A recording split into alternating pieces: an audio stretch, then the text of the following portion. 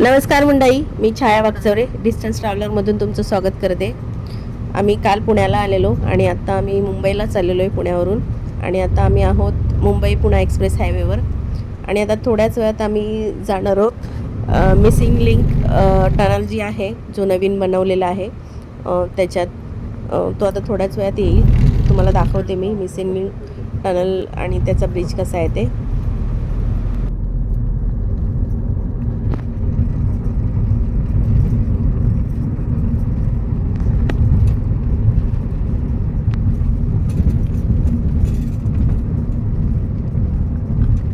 आहे missing link tunnel आणि त्याच्या पुढे मिसिंग लिंक ब्रिज पण आहे. आणि हा 13 किलोमीटरचा आहे. येतो इथून चालू झाला.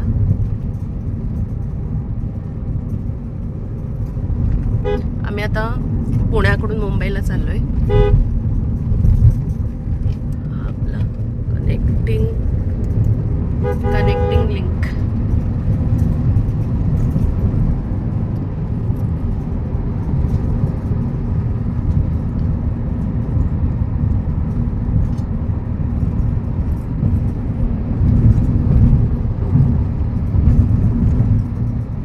चा स्पीड आहे याच्यामध्ये. 4 लेनचा आहे. 4 लेन आहेत.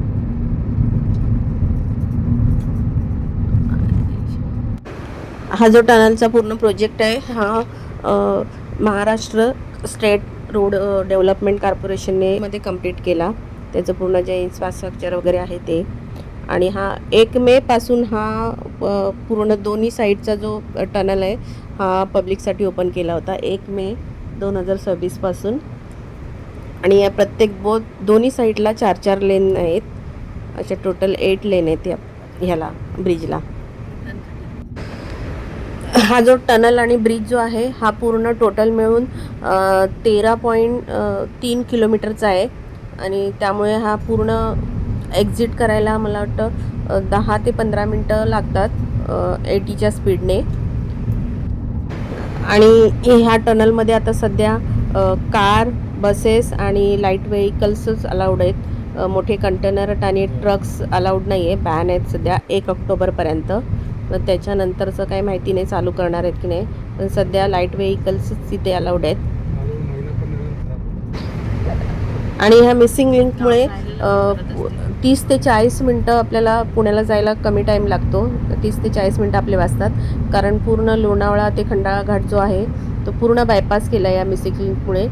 आणि जर तुम्हाला लोणावळा किंवा खंडाळ्याला जायचं असेल तर ह्या जो टनेल आहे याला कुठेच एक्झिट दिलेला नाही आहे. तुम्हाला ओल्ड एक्सप्रेस हायवे आहे त्यानेच जावं लागणार. कारण हा डायरेक्ट लोणावळा खंडाळा बायपास झाल्याच्या नंतरच ओपन एक्झिट आहे या मिसिंग लिंकचं.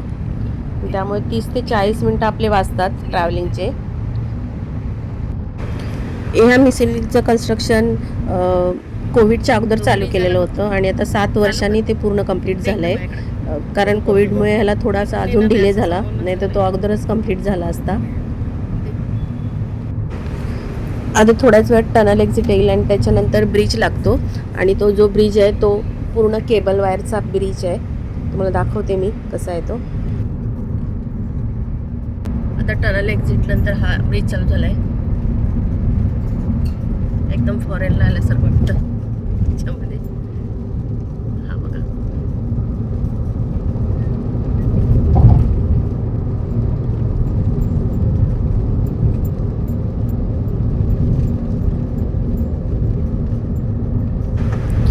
आणि रात्रीच्या वेळेस हा ब्रिज एकदमच छान दिसतो. काल आम्ही जाताना रात्रीच्या वेळेस गेलो तर खूपच छान लाईटिंग होती या पूर्ण ब्रिजची. एकदम फॉरेनला आल्यासारखं फील होतं.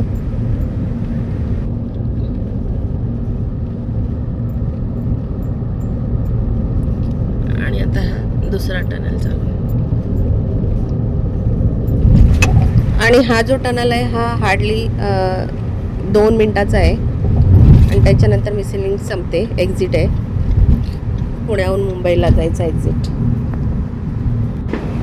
ह्या टनलमध्ये सगळ्या प्रकारचे सेफ्टी फीचर्स ठेवलेले आहेत. आणि ही असे बघा, हे असे कनेक्शन दिलेले आहेत दोन्ही टनलमध्ये.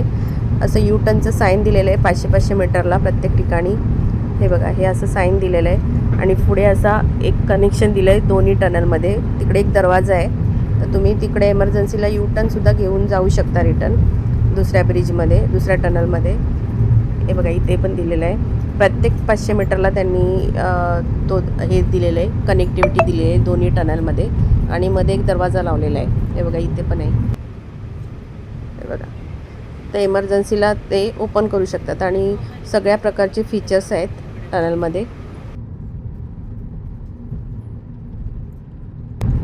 हा झाला एक्झिट.